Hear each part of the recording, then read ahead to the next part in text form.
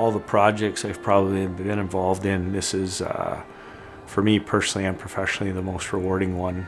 I've never worked with a community or a customer or a client that's been more excited about something or happier. And I just, I don't know what could be more rewarding than that.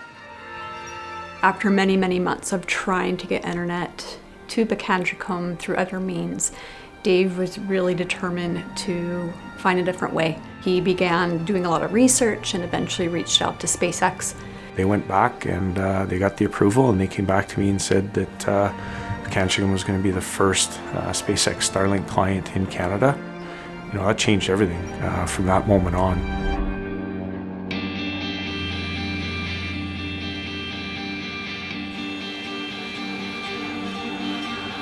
I work for Pikangikum Health Authority.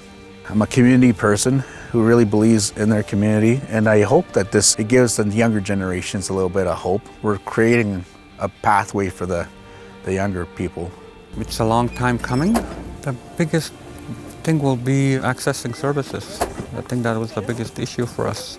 Better services in terms of how health is delivered remotely and education. Up until Thursday of last week, you couldn't get a college education from Pikangikum.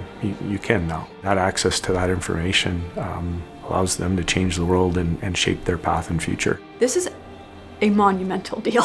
I mean, for the community of Pikangikum to be able to have high-speed internet within 15 minutes of it landing on the ground is incredible. Yeah, you're laughing because you know what it was like before. Before it was like three.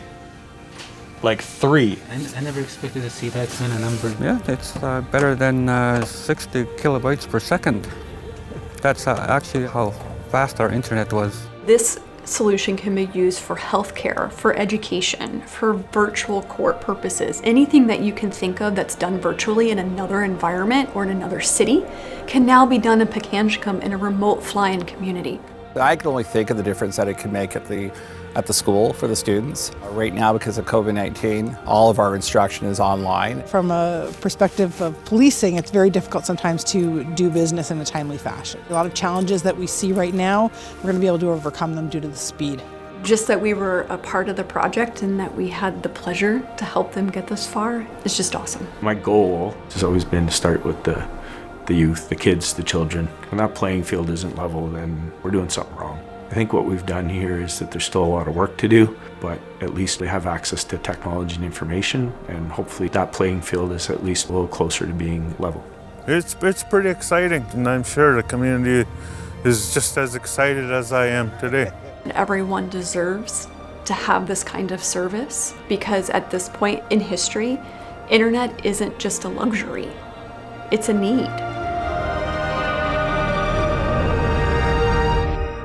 I'm just hoping that's the start of a great thing.